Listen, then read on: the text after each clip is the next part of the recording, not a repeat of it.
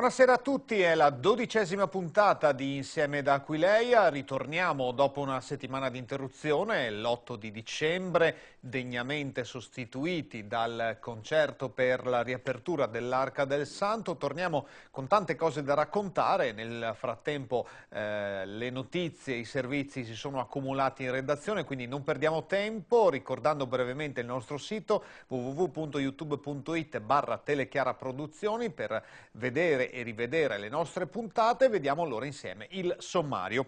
Ripartiremo proprio dall'Arca del Santo, tornata a splendere, anche se la traslazione del corpo di Sant'Antonio avverrà fra qualche settimana, e poi la visita al Palazzo Patriarcale di Venezia, recentemente anche qui con qualche ristrutturazione. Parleremo di un nuovo liceo musicale, il primo della città di Padova, e poi a Gambarare di Mira la processione della cosiddetta Madonna dei Cavai. Poi parleremo di un'iniziativa per gli ex alunni dell'Antonianum di Padova, incontri che si svolgeranno nel mese di gennaio. Parleremo dell'immagine della persona che viene trasmessa, purtroppo dovremmo dire in certi casi, dalla televisione, e poi da Venezia 3 donne entrate nell'Ordo Virginum, una nuova realtà del Patriarcato di Venezia. Parleremo di povertà ed esclusione sociale con i dati della Fondazione Zancan, e da Udine l'apertura di un microcredito sociale grazie alla collaborazione tra arcidiocesi e banche. Parleremo poi di Natale, tornerà nostro ospite Don Valentino Salvoldi, e poi, per entrare nel clima natalizio, parleremo di un gregge da Guinness dei Primati ospitato a Villa Maninga Passariano. La lavorazione per un presepe, saremo a Marghera a vedere un po' le fasi preparatorie, e poi 2 mostre, una di Lucia Vaglio a Padova che dipinge il Vangelo ricordando la figlia, e poi Arte e Fede Giorgio Celiberti che espone l'abbazia di Rosazzo in provincia di Udine. Tanti argomenti, dicendo che di presepi poi parleremo ampiamente la settimana prossima, una puntata interamente dedicata a questo. Andiamo ad iniziare dunque con l'Arca del Santo, conclusi i restauri della cappella alla Basilica di Sant'Antonio a Padova. I fedeli dunque potranno tornare ad ammirare il ciclo dei miracoli del Santo, è stata inaugurata alcuni giorni fa. E poi saremo al Patriarcato di Venezia, dove anche qui sono terminati i lavori di restauro. Oggi, grazie ad alcune visite guidate, è possibile scoprire il patrimonio conservato nel Palazzo Patriarcale. Vediamo questi 2 servizi con Luisa Bertini e Cristina Pagnin. Gaude Felix Padua, perché hai un tesoro, recita la scritta in latino impressa sul soffitto. Tesoro rappresentato da Sant'Antonio, che rende il capoluogo euganeo meta di pellegrinaggio da parte di 4 milioni di fedeli l'anno, provenienti da tutto il mondo, e che oggi, dopo un restauro di circa 2 anni, potranno nuovamente tornare a godere della Cappella dell'Arca, cuore devozionale della Basilica Antoniana. Altorilievi in marmo che sembrano uscire e prendere vita, figure del grandioso ciclo realizzato dal Sansovino, dai Lombardo e da altri maestri del Cinquecento, raffiguranti i miracoli del santo e la sua vestizione, che rappresentano i tesori artistici più preziosi della Basilica. Vengono restituiti alla città illuminati da una nuova luce. Per la traslazione delle spoglie del santo, momentaneamente collocate in una nuova arca nella cappella di San Giacomo, bisognerà aspettare l'anno nuovo. Entro la festa di Sant'Antonio, dovremo riportare qui il corpo del santo. 20 mesi di cantiere per un restauro conservativo di complessivi 600.000 euro, realizzato dalla veneranda Arca di Sant'Antonio con il contributo di Fondazione Cassa di Risparmio di Padova e Rovigo e di Venetian Heritage. E con questo lavoro di squadra, che chiaramente richiede, come dire, un tessuto di relazioni positive, evidentemente l'avere a cuore da parte di queste istituzioni la centralità della Basilica, si è riusciti a completare quest'opera, che è una restituzione alla città innanzitutto, ma evidentemente ha anche un respiro internazionale. Vista da fuori, la dimora dei Patriarchi, situata in piazzetta dei Leoncini a San Marco, incute quasi soggezione. Questo edificio bianchissimo, eretto nei primi dell'Ottocento, ospitò diversi prelati che in seguito divennero papi. Una volta entrati però, l'atmosfera cambia.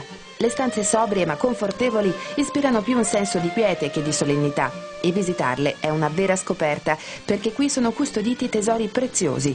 Ecco perché il Patriarcato ha deciso di aprirle al pubblico, di rendere accessibile anche gli spazi privati del palazzo, lungo uno speciale percorso guidato, di cui oggi, con l'aiuto di Don Gian Matteo Caputo, vi proponiamo un assaggio.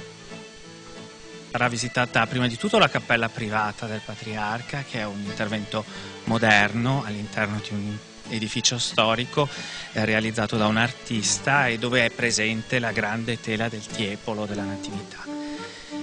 E poi saranno visitabili la sala delle riunioni, chiamata Sala Tintoretto perché ospita il grande ciclo che vediamo qui, delle opere del ciclo di Santa Caterina, che era nella chiesa di Santa Caterina.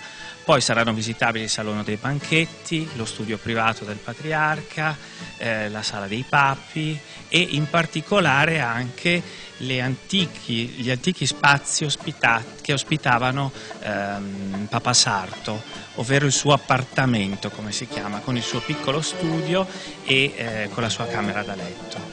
Anche lì, in questo caso, grazie a una donazione fatta da dei visitatori, appunto come quelli che potranno partecipare a questo percorso, abbiamo la possibilità di esporre un suo piccolo calendario liturgico dove annotava alcune osservazioni di giorno in giorno. Risale al 1901, un calendario liturgico quindi 1901-1902, e riporta anche le annotazioni curiose della caduta del campanile e anche dell'inizio dei lavori della ricostruzione. È curioso che queste due date si distanziano di 9 giorni, cosa impensabile oggi. È curioso anche il fatto che queste stanze bellissime non siano museizzate, ma siano tuttora oggi utilizzate, usate. Infatti, tutti gli spazi del palazzo hanno un uso attuale.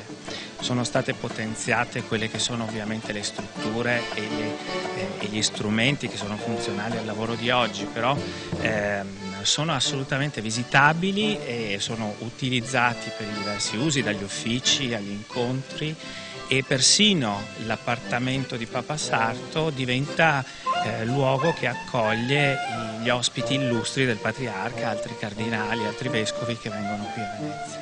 Le visite, possibili solo il venerdì pomeriggio alle 15, alle 16 e alle 17 per un massimo di 20 persone alla volta, si effettuano tramite prenotazione utilizzando il sito www.veneziaubc.org oppure telefonando agli uffici della Pastorale dei Beni Culturali e del Turismo.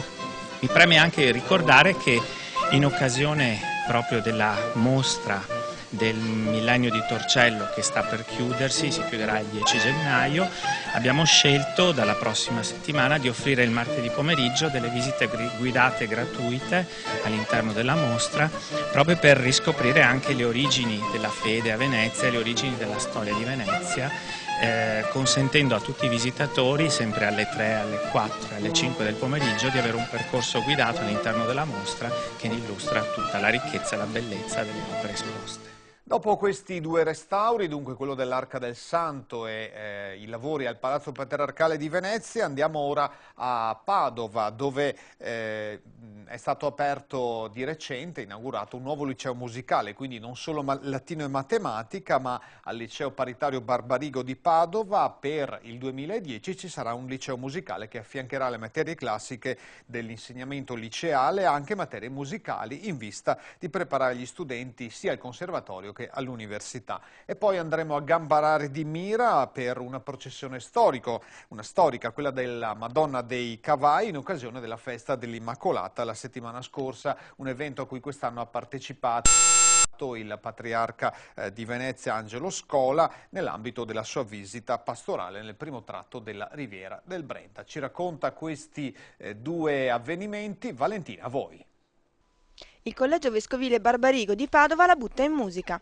Sono molte le novità per l'anno 2010, tra le quali l'istituzione di un liceo musicale. Varie novità, in particolare il liceo musicale che tentiamo di far partire a settembre appunto del 2010. È un'opportunità che vogliamo cogliere con la riforma dei licei e offrire al nostro territorio, a tante famiglie, ai ragazzi che già hanno questo gusto, questa passione musicale.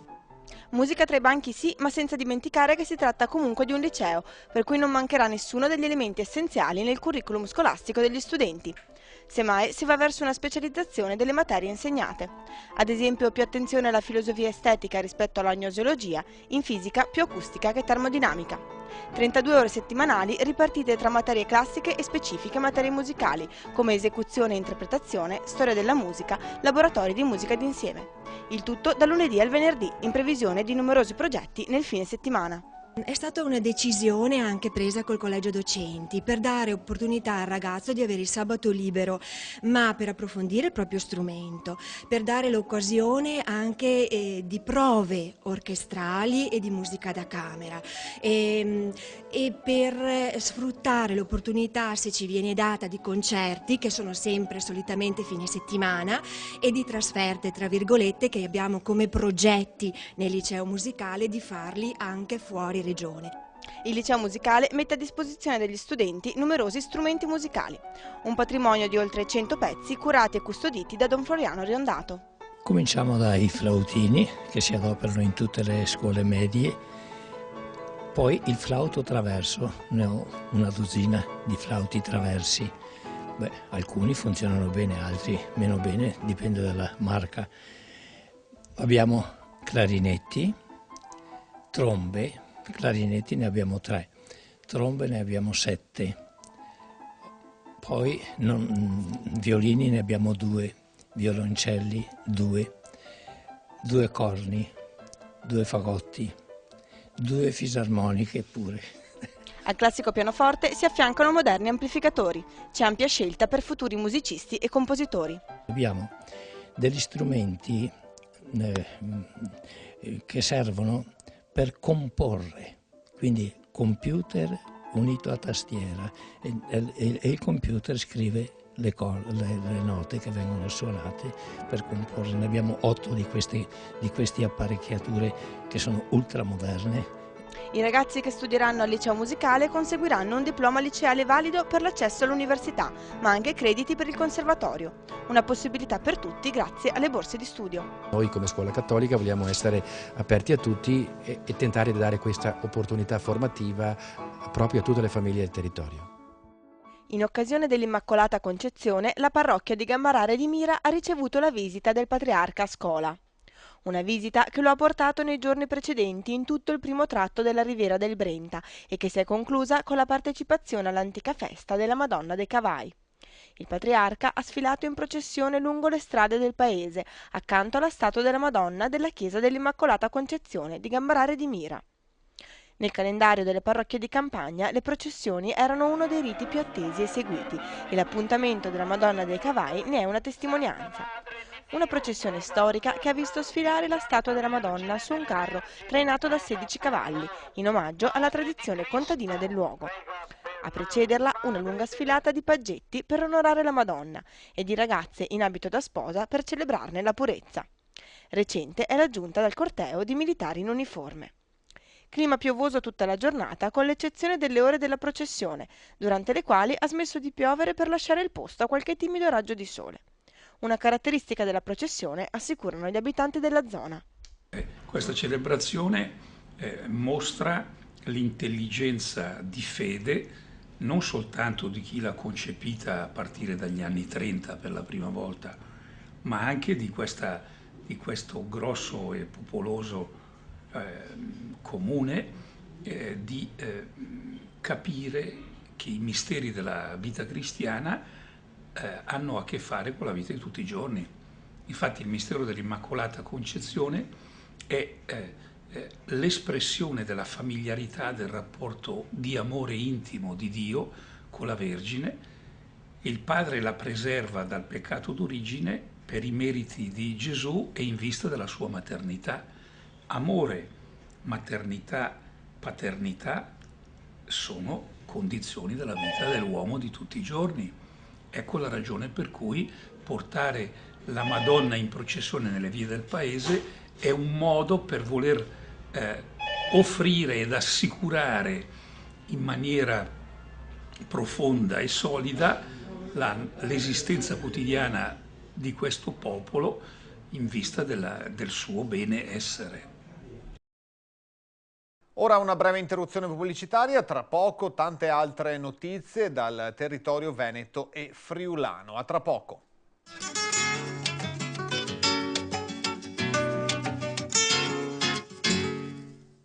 Eccoci tornati insieme per questa 12ª puntata di Insieme da Aquileia. Ora ospitiamo con piacere padre Mario Ciman, che è assistente degli alunni, ex alunni dell'Antonianum a Padova, che ogni anno propongono una serie di incontri, per gli ex alunni certamente, ma non solo, aperti a tutta la cittadinanza, incontri che si svolgeranno nel mese di gennaio, quindi ne diamo già conto già oggi. Padre Mario Ciman è stato intervistato per noi da Paola Sartore. Padre Mario Ciman è guida spirituale e animatore del gruppo degli ex alunni dell'Antoniano, ma è anche per il 2010 da questo gruppo arriva una proposta culturale molto articolata e molto importante, perché è il senso della vita al centro di tutto, Padre Mario.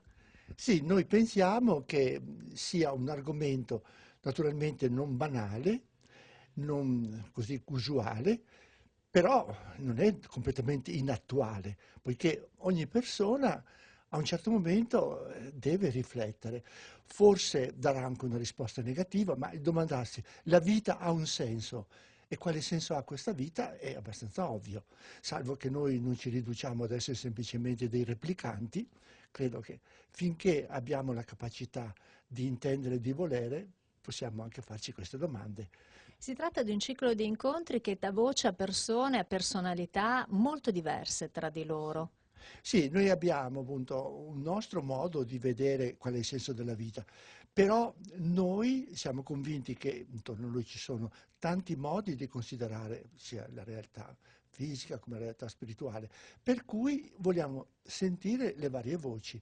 Quindi per noi la provenienza di carattere intellettuale o culturale di questi vari oratori è abbastanza indifferente, basta che siano dei competenti.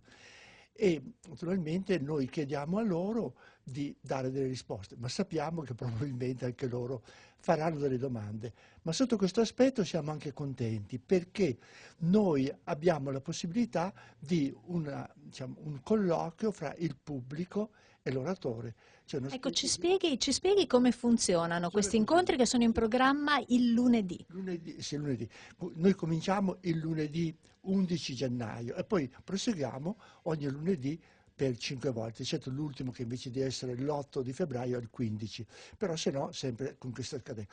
E l'oratore parla per un 3/4 d'ora, dopo la parola è al pubblico e naturalmente sono invitati a interloquire sia approvando come anche disapprovando o chiedendo nuove cose, in modo tale che ciò che viene ammanito a loro non è una specie di ricetta che vale per sé, ma è soltanto uno stimolo per poter a loro volta trovare delle risposte.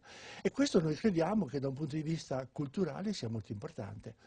Ci vuole anticipare qualche nome, qualcuno dei relatori? Sì. Ecco, potrei fare i due estremi. Cominciamo con Giuliano Ferrara, che è chiaro che è di provenienza, insomma tutto quello che si vuole. Attualmente egli rimane sempre un laico che però è interessato anche ai problemi che sono tipici dei problemi etici. E lì parlerà proprio qual è perché la vita è sacra. All'estremo opposto avremo un vescovo, il vescovo della Locride, con un'esperienza dolorosa, l'esperienza della 'ndrangheta. Ed egli, appunto, come tema questo, è stato annoverato fra i malfattori, si considera lui uno. E naturalmente la vita, il senso della vita nella Locride, cioè insieme alla 'ndrangheta e a coloro che sono ugualmente nel dolore. Quindi abbiamo questi due estremi e fra questi due estremi si muovono professori, una professoressa molto, molto nota che è la professoressa Scaraffia, che parlerà soprattutto il senso della vita nella storia al femminile, poiché essa è, a parte che è una grande femminista, poi è proprio una delle esperte più conosciute dal punto di vista proprio della storia delle donne. Allora questi incontri sono un invito che lei si sente di rivolgere veramente a tutti in maniera trasversale. Sì, certamente. La provenienza di questi vari oratori è varia, anche il pubblico però è vario. Noi evidentemente abbiamo buona parte del pubblico che è fatto dei nostri ex alunni, altri che sono dell'ambiente universitario, però è aperto a tutti e noi preghiamo tutti gli oratori di avere un linguaggio che sia assolutamente accessibile, di evitare tutto ciò che è appunto un linguaggio puramente ermetico, no? O come si dice, non parliamo in inglese, parliamo in italiano. Allora con Padre Mario a questo punto ci ritroveremo insieme per scoprire il senso della vita. Va bene, io spero che possiamo realmente ritrovarci. Quando ci ritroveremo? Una prossima trasmissione, dicevo, ci ritroveremo lì nella sala. Nella sala. Nella sala, bene. Allora io aspetto tutti quanti voi all'11 di gennaio alle ore 21:00, poiché noi cominciamo in maniera esatta, però finiamo anche alle 23, pensando che coloro che vengono a sentirci sono persone che il giorno dopo devono lavorare e quindi non possiamo trattenerli oltre. Noi siamo in televisione, cerchiamo di farla nel miglior modo possibile, ma non sempre l'immagine della persona umana, di tutta la dignità di cui ogni persona ha diritto, dai più piccoli ai più anziani, non sempre questa immagine è la migliore possibile, immagine spesso distorta. Allora, quale percezione ne hanno soprattutto gli adolescenti? Se ne è parlato in un convegno nei giorni scorsi. Sentiamo ancora Valentina Voi. Quale immagine della persona passa quotidianamente attraverso i canali televisivi? È una domanda importante se relazionata all'importanza del mezzo televisivo nella formazione della personalità nel delicato periodo dell'adolescenza. La ricerca Immagini della persona, promossa dalla Fondazione Girolamo Bortignon e presentata a Padova presso la Facoltà Teologica del Triveneto, delinea un profilo delle telepersone, dei modelli proposti e del ruolo di scuola e famiglia. E vedere quali sono le trasmissioni che li affascinano di più, quali sono dunque i modelli di donna, di uomo che stanno in capo alla testa, all'aspirazione loro, quali sono i modelli di famiglia, qual è il senso della vita, il senso della salute. La ricerca ha riguardato la programmazione televisiva tra il 2000 e il 2005 e ha preso in considerazione un campione di adolescenti veneti. Significativi i risultati. I ragazzi apprezzano nei loro beniamini televisivi le doti della simpatia, dell'ironia e dell'intelligenza. Al primo posto dei personaggi più amati c'è Dr. House, protagonista dell'omonima serie, e Claudio Bisio, mattatore di Zelig. Sì, ecco, questa ricerca ha cercato di mettere a fuoco l'impatto che i personaggi televisivi, che noi chiamiamo le telepersone, esercitano sui giovani, sugli adolescenti d'età compresa tra i 14 e i 19 anni. L'indagine, fra le altre cose, ha mostrato come il consumo televisivo sia un'abitudine quotidiana per i ragazzi di questa fascia di età. Il campione che abbiamo esaminato, relativo alla Regione Veneto, parla di 3 ore e 25 minuti al giorno, tutti i giorni, di consumo televisivo. Ecco perché è necessario occuparsi di questo vecchio medium, senza nulla togliere alla impetuosa crescita dei nuovissimi mezzi di comunicazione nella loro integrazione e reciproco condizionamento. Per commentare i risultati della ricerca presente anche Don Carlo Nanni, magnifico rettore della Pontificia Università Salesiana. Ma a me sembra che emergono delle prospettive anzitutto fondate su quella che possiamo chiamare la telepersona, che possono essere molto interessanti dal punto di vista sia educativo ma anche proprio di quelli che sono i flussi culturali attuali in questo momento in cui c'è questa rivoluzione digitale che non è soltanto una questione tecnica ma è veramente di una implicanza tale grandissima, tale da far parlare quasi di una cultura digitale. Perché gli adolescenti in qualche misura sono coinvolti all'interno della televisione, ma di fatto sembrano accompagnati dalla televisione stessa e quindi dalle fiction, e questo accompagnamento diventa quasi un momento educativo per loro, cosa che invece è tutto da verificare, e la indagine fatta dal professor Conte ne ha dimostrato la negatività. Si chiamano Katia, Nella, Silvia, tre nomi normali per tre donne altrettanto normali che hanno però vissuto un'esperienza straordinaria. Stiamo infatti parlando delle prime tre donne entrate nell'Ordo Virginum del Patriarcato di Venezia. La loro consacrazione è avvenuta il 7 dicembre nel corso di una cerimonia presieduta dal patriarca, il cardinale Angelo Scola. Ci racconta la cerimonia e i suoi contenuti Paola Sartore. Donne come tutte le altre nella loro vita di ogni giorno, ma anche donne diverse perché consacrate nella Chiesa e dalla Chiesa ad essere pure spose di Cristo. Silvia fa l'insegnante, Nella è progettista in uno studio navale, Katia è impiegata come segretaria in una scuola. Normali vite quotidiane fatte di lavoro, famiglia, amicizie e insieme vite virginali che la Chiesa veneziana ha consacrato a Dio nel corso di una solenne cerimonia in cui la loro scelta è diventata impegno di vita e di fede nell'Ordo Virginum. Forma di esistenza consacrata di origini antichissime, le cui radici si possono ritrovare negli Atti degli Apostoli e nella prima lettera di San Paolo ai Corinzi, l'Ordo Virginum è rinato a nuova vita con il Concilio Vaticano II. Silvia, Nella e Katia ne sono ora la testimonianza viva all'interno di una chiesa, quella veneziana, che attende la loro opera nelle piccole azioni di ogni giorno, come ha voluto sottolineare lo stesso patriarca, il cardinale Angelo Scola. Ad imitazione della Vergine, preservata in vista dei meriti di Cristo da ogni macchia di peccato, la vostra singolare vocazione di consacrate nel mondo indica quindi una chiara missione: esaltare la dignità della donna, testimoniando nella vita del secolo in cui resterete immerse come ogni donna il senso pieno dell'amore che ricevete da Cristo Gesù per donarlo al nostro fratello uomo. Una vita consacrata personalmente e pubblicamente a Dio in quelle che il patriarca ha voluto definire nozze mistiche con Cristo, una vita comunque nel solco della più assoluta normalità che permetterà a Silvia, Nella e Katia di nobilitare la propria testimonianza di fede con la purezza di una verginità che ha in Maria la sorgente primaria dell'amore di Dio. Parliamo ora di due iniziative legate all'attuale crisi economica. Sempre più famiglie infatti vivono al di sotto, al limite della soglia di povertà. Dati allarmanti che sono emersi dalla ricerca Famiglie in salita promossa dalla Fondazione Zancani e dalla Caritas italiana. E poi saremo a Udine, dove alla presenza dell'arcivescovo Monsignor Mazzucato è stato firmato un accordo per aprire delle linee di microcredito. Vediamo. Il 2010 sarà l'anno europeo di lotta alla povertà e all'esclusione sociale. Una lotta che ha bisogno di impegno continuo perché il fenomeno della povertà continua ad essere allarmante in Italia e in Veneto.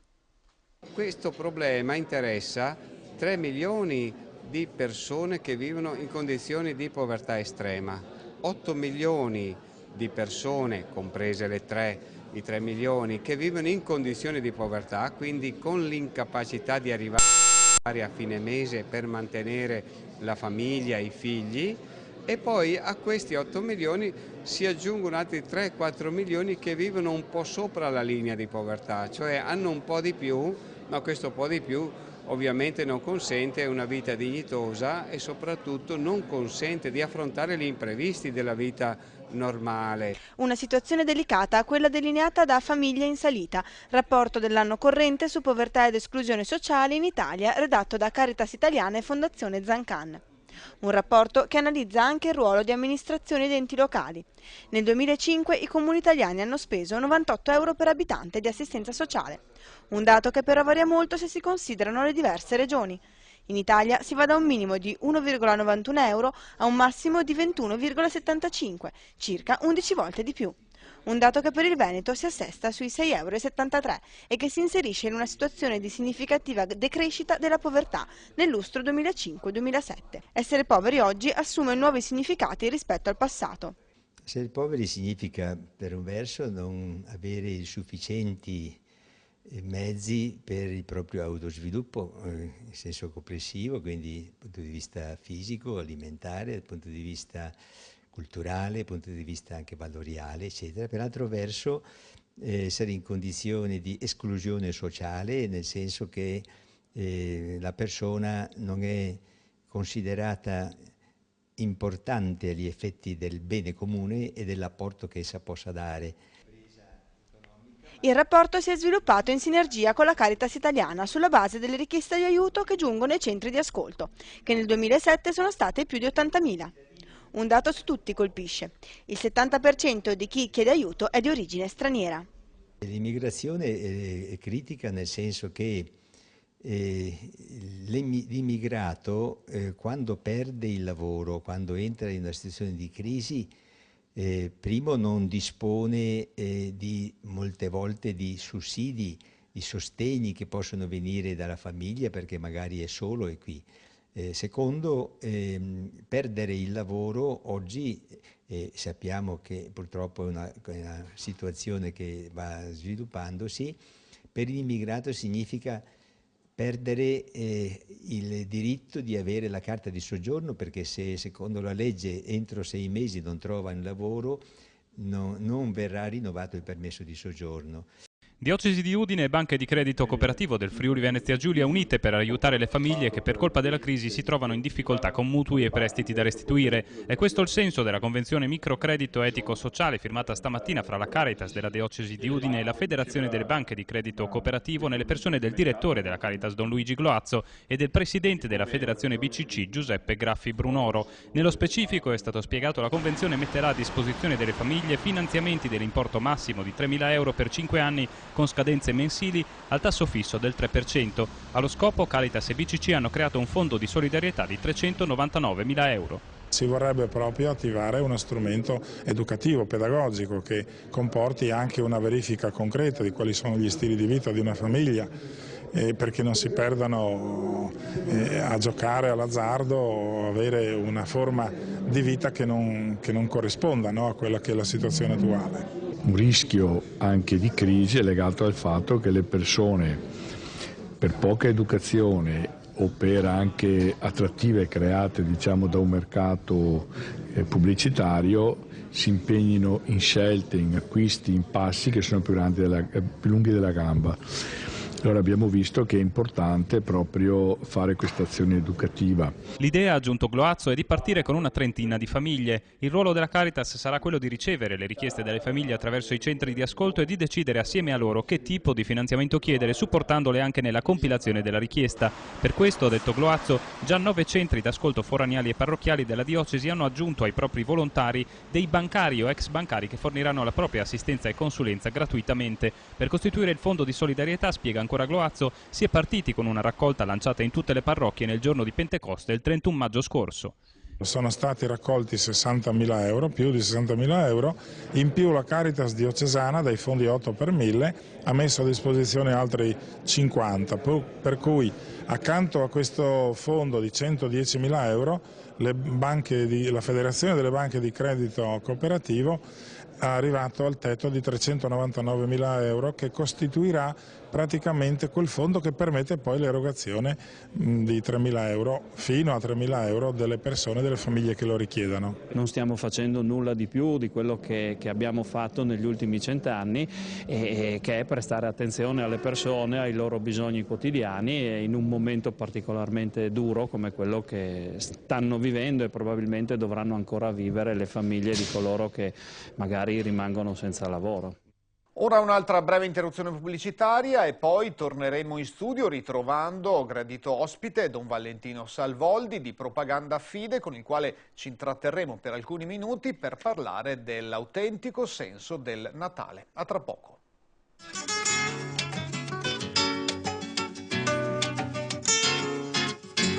Siamo ormai a ridosso del Natale e, come dicevamo prima dell'interruzione pubblicitaria, ci vuole una persona competente per parlare di questa festa che ci apprestiamo a vivere anche in questo 2009. Lo ritroviamo, è stato già nostro ospite alcune puntate fa, Don Valentino Salvoldi, che è incaricato per la Santa Sede della formazione del clero delle giovani chiese. Bentornato. Grazie per la possibilità che mi dai di parlare del Natale. Insomma, è sempre bello approfondire una festa che gli anni e la società ci fa un po' consumare, nel vero senso del termine, ma parliamo di quello che il Natale dovrebbe essere, insomma, prendendo spunto da quella che è la seconda lettura del giorno di Natale. San Paolo afferma appunto che il giorno di Natale è apparsa la grazia 2000 anni fa, dunque con la nascita del Figlio di Dio. E quindi grazia è un tema che ci accompagnerà nel corso di questa conversazione. Cominciamo a declinarlo. Per me è bellissimo il libro della Sapienza, là dove introduce il tema della grazia con questa intuizione. Quando la notte era a metà del suo corso, la tua parola dagli alti dei cieli discese sulla terra per portare grazia, per portare amore. Nel silenzio, a metà della notte, la parola si fa carne, Dio si fa uomo, affinché l'uomo si faccia Dio. In questo contesto, che volto ha la grazia? La grazia non è un'astrazione, ma è una persona, è Cristo stesso. La grazia è l'amicizia con Dio, è la familiarità con Dio, è la capacità di sentire Dio come parte di noi stessi. Ecco, in questo contesto io cerco di vedere ogni mio Natale alla luce di un tema specifico. Quest'anno, per me e per voi che mi ascoltate, io propongo questo, che sia un tempo di grazia, un tempo di intimità con Dio, un tempo in cui noi con Lui torniamo a rinascere ponendo in noi semi di divinità. Semi di divinità che in qualche modo vengono riproposti proprio nelle nostre case. Insomma, il presepe è una delle forme più concrete proprio, San Francesco l'aveva inventato per questo. Il presepe contiene tante immagini, tante poi vengono aggiunte, insomma pensiamo alla fantasia dei napoletani in questo senso, cerchiamo di spiegarne qualcuna. Ma innanzitutto, proprio rifacendomi a San Francesco, mi piace l'intuizione dell'asino e del bue, che non è buttato là a caso, vuole indicare la semplicità francescana per niente. Si riferisce, l'asino e il bue, a una intuizione del profeta Isaia che dice: l'asino e il bue riconoscono il loro padrone. Voi, popolo mio, voi, mia terra Israele, voi non riconoscete il vostro Dio. Bellissimo questo. Quindi, là dove c'è l'asino e il bue, noi dobbiamo pensare, loro riconoscono il Signore e io? Evidentemente c'è il tema dell'umiltà, della semplicità, ma più che altro questo, io sto riconoscendo il mio Signore. Poi c'è la mangiatoia. Ricordiamoci che siamo a Betlemme. Betlemme vuol dire la casa del pane. Allora, in Betlemme, casa del pane, nella mangiatoia viene posto Cristo come il futuro pane eucaristico, quindi ecco il riferimento dalla mangiatoia alla Santa Messa. La stella, questo è un classico, la stella è simbolo della fede che ci aiuta a distaccarci dalle nostre abitudini per camminare verso Cristo. Maria, oh bellissimo, l'immagine di questa donna che è simbolo dell'umanità, lei che allatta suo figlio e pensa, il mio latte diventerà il sangue di Dio, il mio latte diventerà il sangue di Dio, dove umanità e divinità si fondono in maniera stupenda e allargano i nostri orizzonti. San Giuseppe poi è il simbolo della paternità per eccellenza, perché non è uno sperma che rende una persona padre. Ciò che rende padre è l'idea di dare a una persona un significato per cui vivere, buttare un figlio nella vita, e allora in questo senso San Giuseppe è veramente padre in senso più bello del termine di Gesù. Poi ci sono, da ultimo, i pastori. Perché i pastori? Perché i pastori nella mentalità ebraica erano i maledetti, disgraziati, perché non avevano una casa, venivano considerati come delle bestie. Appunto perché erano considerati come bestie, appunto perché erano considerati delle nullità, ecco il messaggio. Per voi, che siete ritenuti disgraziati, per voi che siete poveri, c'è il messaggio di salvezza. Poveri in senso biblico, coloro che si svuotano di se stessi per far posto in sé a Dio e agli altri. Ecco, tutte queste immagini dovremmo essere capaci di contemplarle in ogni presepio che noi costruiamo nella nostra casa. Ma Don Valentino, perché non siano solo statuette messe lì? Perché è bello fare il presepio anche con i bambini, certamente una bella iniziativa che anche il Papa, i Vescovi rilanciano sempre piuttosto dell'albero, ma perché appunto non siano solo statuine e la grazia di cui dicevamo prima sia presente, che passo è necessario fare? Ci sono vari passi che noi possiamo fare. Il primo è distaccarci da noi stessi. Creare momenti di silenzio, non lasciare che il Natale consumistico consumi questa grazia invano. Quindi un distacco, un fare silenzio, crearsi un angolo del deserto in casa, in chiesa, in un luogo solitario, in mezzo alla neve, quando tutto è ovattato dal silenzio, per respirare una presenza. Ancora, cogliere l'istante, cogliere l'oggi, cogliere il presente come un dono. Il passato è un ricordo. Il futuro è una speranza, un sogno. Io ho soltanto il presente nelle mie mani. Oltretutto, presente equivale a dono. È un dono che Dio mi fa per immergermi nell'oggi eterno di Dio. E quindi non lasciare che Dio passi in vano in questo mio Natale. È bellissimo quel salmo che dice: oggi, se ascolterai la mia voce, non indurire il cuore. È una possibilità per te per rinascere. Ogni giorno può essere Natale. È Natale quando tu fai del bene a una persona, quando in un povero vedi il volto di Dio, quando ti curi su un bambino e vedi in lui i lineamenti del Dio che si fa uomo affinché l'uomo si faccia Dio. Quindi cogliere questo tempo come tempo di grazia che non deve passare in vano, ma deve rendere me una persona che rinasce, si rifà il sangue ogni Natale, torna a sollevarsi dal suo peccato, una persona che capisce: io non sono il mio peccato, ho sbagliato, ma oggi rinasco a vita nuova. Insomma, ci sono molti modi davvero per cercare di vivere il Natale nel modo più autentico, per vivere davvero di quella grazia di cui dicevamo. Un augurio allora a chi ci vede, a chi ci ascolta, perché questa grazia entri davvero tramite la parola, tramite vari atteggiamenti che possiamo avere, entri in noi. Beh, l'augurio potrebbe essere quello che San Paolo rivolge ai cristiani: la grazia, la pace, l'amore, la comunione dello Spirito Santo siano con voi. La grazia, che è la pienezza di vita, la vita di Dio diventi la nostra vita. La pace, che il Natale porti pace, e per pace si intende shalom, la totalità dei beni. Una pace che non è un'astrazione, ma è una persona. La pace è Cristo. La comunione dello Spirito Santo, la comunione dell'amore, che tutti ci sentiamo fratelli, ma non soltanto un giorno. Abbiamo detto prima, ogni giorno può essere Natale. È bello che la gente si saluta e si voglia bene a Natale, ma non sia soltanto un giorno. Io ho bisogno di vivere 365 volte all'anno, 365 giorni all'anno, quindi ogni giorno sia Natale. Sbagliamo, pecchiamo, torniamo a vivere il Natale, il suo Natale, il nostro Natale, che ci rende uomini nuovi, accogliendo il dono della grazia, trasformando questo nostro corpo, comunicando questa grazia alle persone che incontriamo. Don Valentino, allora grazie per questi suggerimenti semplici ma che spero possano essere efficaci. C'è anche un sito internet che ricordo è www.salvoldi.org, un sito, Don Valentino, ricco di varie sezioni, anche per i giovani, no? Sì, ai giovani una pagina per settimana, non di più di una perché due non le leggerebbero, dove io leggo la mia vita, leggo quello che mi capita in giro per il mondo e la semplice descrizione di quello che mi sta capitando è da solo messaggio. È lo metodo della Bibbia che dice verità grandi con questa sconcertante semplicità per dimostrare che tutto quello che è umano è già in se stesso divino. E allora buon viaggio in giro per il mondo, speriamo di ritrovarci qui ancora prossimamente, fin d'ora buon Natale. Grazie a te e agli ascoltatori. E noi torniamo tra poco dopo la pubblicità, vi aspetto.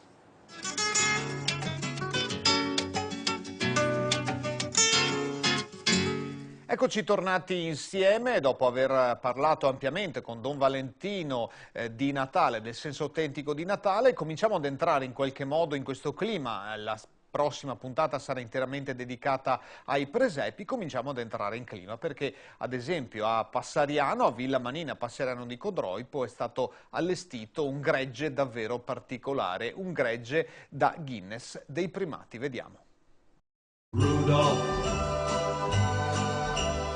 Scenario eccezionale quello di Villa Manin a Passeriano di Codroipo per un progetto eccezionale, un progetto addirittura da Guinness dei primati, è quello del gregge di pecore più grande del mondo. Non sono, come possiamo vedere, pecore viventi, sono pecore ricostruite con materiali anche abbastanza poveri. Siamo con Dino Persello che rappresenta un po' l'ideazione del progetto per tutte le pro loco del Friuli Venezia Giulia, perché questo progetto è regionale, vero? Sì, è regionale, hanno partecipato 86 scuole elementari, le cosiddette scuole primarie adesso, di tutte e 4 le province del Friuli Venezia Giulia, un numero importante di gestione difficile, tanta fatica ma tanta soddisfazione. 86 scuole che hanno decorato 860 pecore, perché a ogni scuola, a ogni plesso scolastico è stato consegnato ad ottobre un kit, diciamo così, un gruppo di 10 pecore disegnate da Lucia Castellano, che tra l'altro è la curatrice della mostra di presepi che comunque si tiene a Villa Manin e si è aperta il 4 dicembre, disegnate su forme diverse. Il gruppo di 10 pecore comprende 3 agnellini, un montone e 6 pecore in posizioni diverse a grandezza naturale.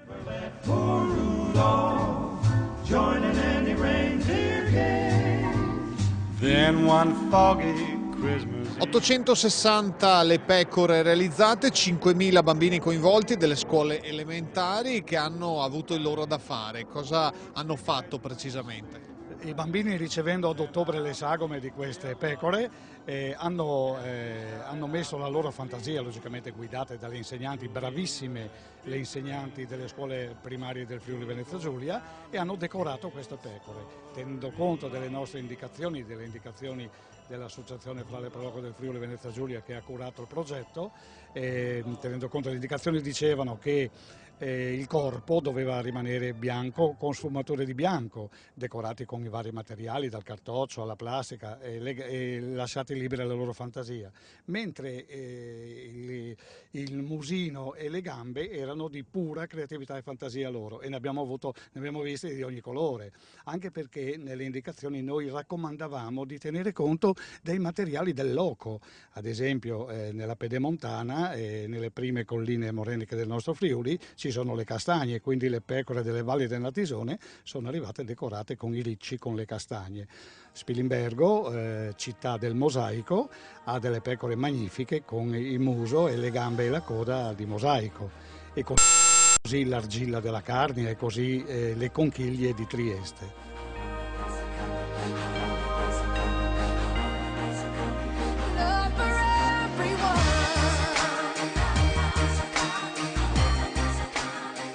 Un progetto molto bello, insomma, che aspira ad entrare ufficialmente nel Guinness dei primati, ma anche con un aspetto legato alla solidarietà.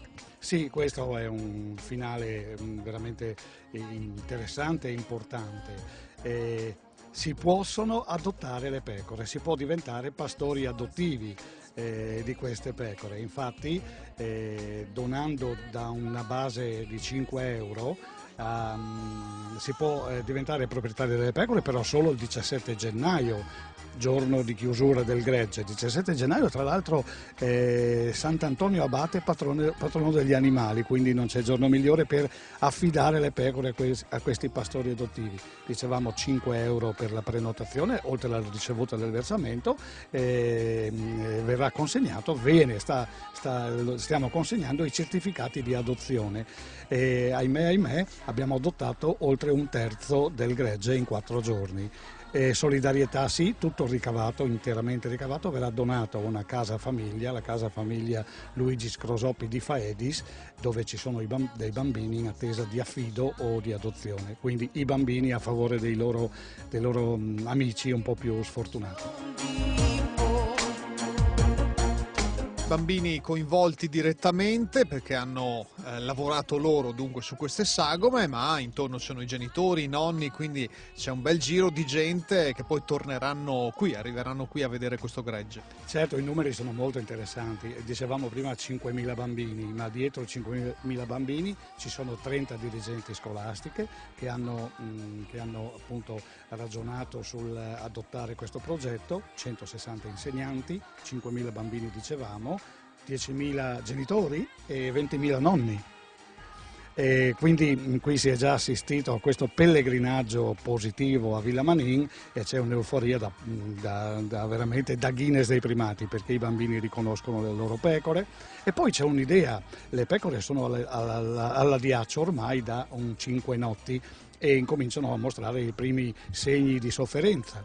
Allora io faccio un appello veramente ai bambini che le hanno decorate durante le vacanze di Natale a venirci ad aiutare a curarle con i materiali rimasti per la decorazione, quindi noi aspettiamo le maestre, i maestri, i genitori e i bambini armati di conchiglie, di sacchetti di plastica, di trucioli, di tutoli di grano turco, tutto quello di cartoccio, tutto quello con cui hanno decorato queste opere d'arte, le definirei, perché sono 860 opere d'arte se pensiamo che nessuna pecora ha il musino uguale. Ognuno si è sbizzarrito, siccome non comunicavano tra di loro, abbiamo 860 musini di pecora diversi.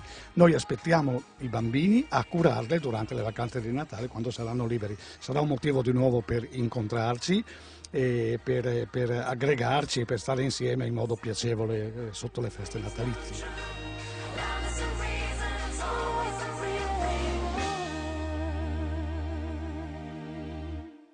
La settimana prossima parleremo ampiamente di presepi, ne vedremo di allestiti, nella stessa Villa Manin c'è una mostra in corso, ne vedremo altri davvero particolari, vediamo che cosa succede nella preparazione di un presepe. Realizzarlo significa non solo scegliere sfondi e statuine, ma c'è tutta una comunità che sta dietro alla realizzazione dell'immagine della natività, in corso di riflessione. Dunque la comunità per rendere il presepe simbolo dello spirito davvero della comunità. Accade ad esempio nella parrocchia di Gesù Cristo Lavoratore a Marghera Mestre, un presepe ancora in costruzione che siamo andati a visitare in anteprima con Valentina Voi. È semplicità la parola d'ordine per la parrocchia di Gesù Cristo Lavoratore a Marghera.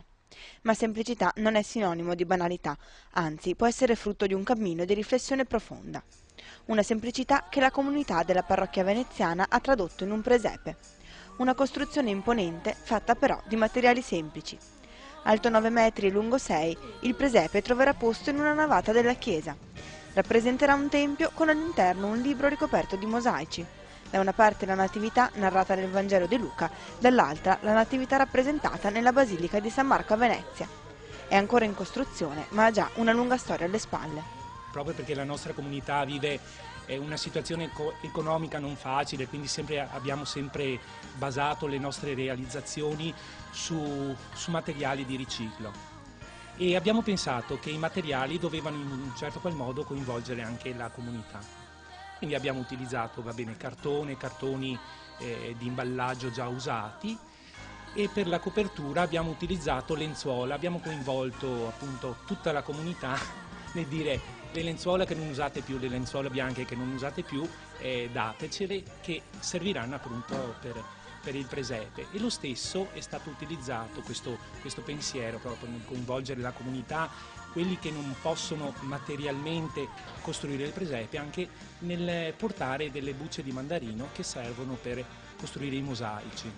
La costruzione del presepe coinvolge circa 15 persone in parrocchia che vi si dedicano nel tempo libero, ma ha contribuito tutta la comunità, chi con lenzuola, chi sbucciando e consumando mandarini.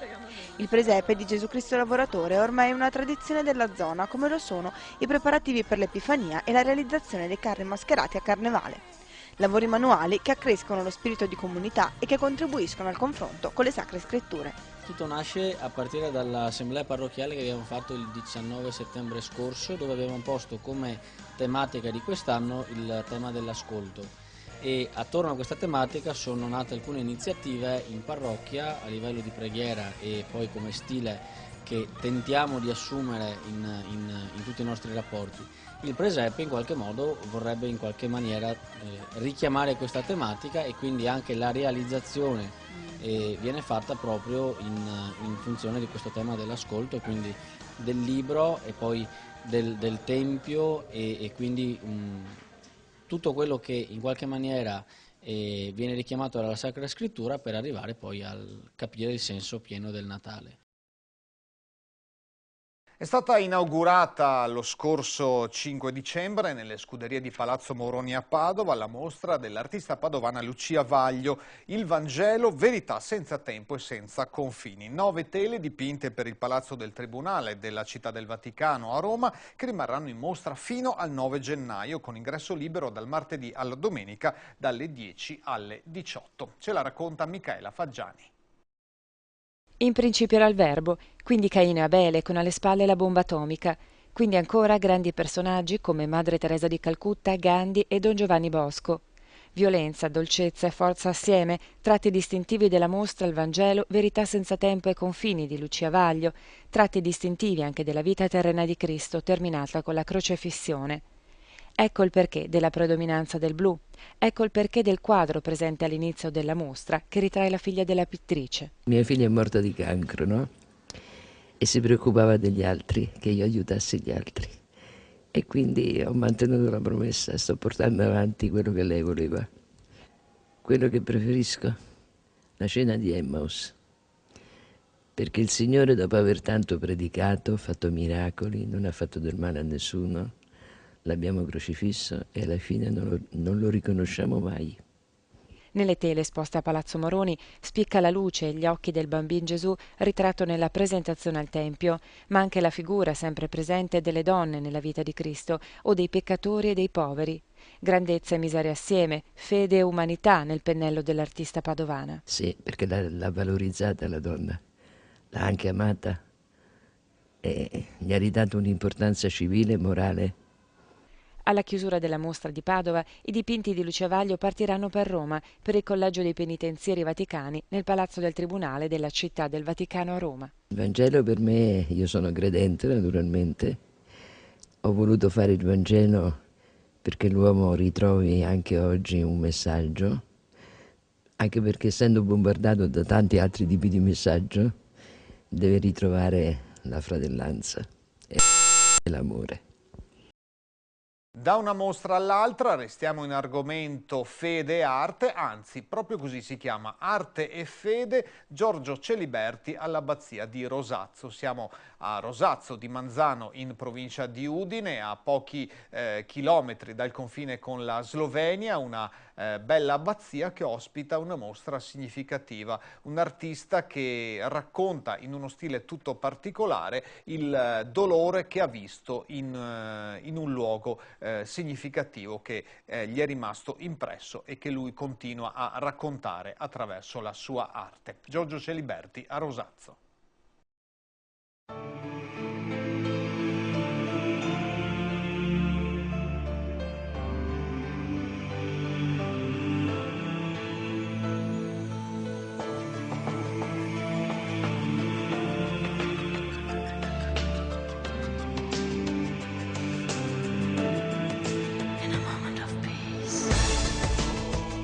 Fino al 6 gennaio l'abbazia di Rosazzo a Manzano, in provincia di Udine, ospita una mostra con molte opere del maestro Giorgio Celiberti. All'interno della chiesa ci sono alcune croci davvero caratteristiche, come un po' caratteristico tutto lo stile suo maestro. La croce certo ha questa forma che conosciamo, ma il contenuto è un po' particolare. È particolare nel senso che questo alfabeto senza un preciso stile è dato proprio dal mio desiderio di vedere unite le genti. Allora ecco che io metto delle lettere che io trovo in qualche maniera e riesco a trovare delle composizioni che mi diano un senso di fratellanza, di unità, ecco il perché di queste lettere. Questo è il senso, in sintesi è questo il senso. Lei parla di fratellanza, queste lettere appunto che rappresentano ciascuno di noi la diversità. Tutto questo ha un'origine ben precisa, insomma, si riferisce a un evento, a cose che lei ha visto. Beh, basta aprire la televisione, basta guardare un giornale, basta sentire i commenti in questi ultimi anni, è proprio è un problema difficilissimo quello delle genti, e ci si dimentica che anche noi altri abbiamo fatto per tanto tempo gli emigranti in tante parti del mondo e dovremmo essere un po' più larghi di vedute, essere più sereni con le persone che ospitiamo in Italia adesso.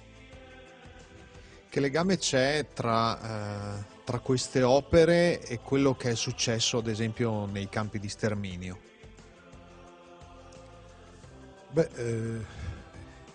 io purtroppo ho avuto una grande emozione e un disagio terribile andando a vedere Terezin, che è un campo di concentramento dove sono morti 15.000 bambini ebrei.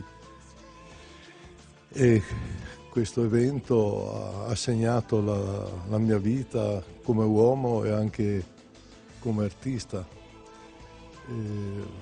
Pensare che queste piccole anime, poveri bambini che dai 7-8 anni fino ai 12-13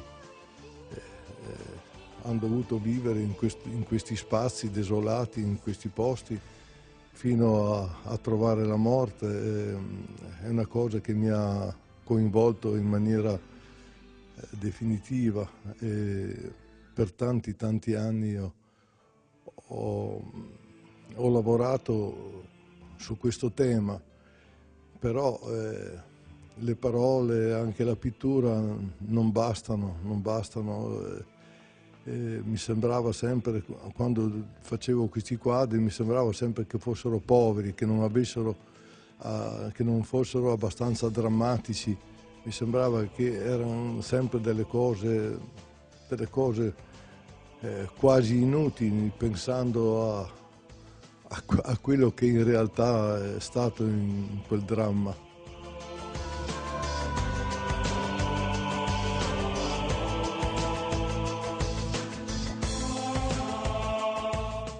E con questo noi chiudiamo questa ricca, densa puntata di Insieme da qui lei, è la puntata numero 12 che potrete rivedere sul nostro canale YouTube www.youtube.it/Telechiara Produzioni. Noi ci ritroviamo alle soglie di Natale, la prossima puntata sarà interamente dedicata ai presepi. Grazie per l'attenzione e buona serata.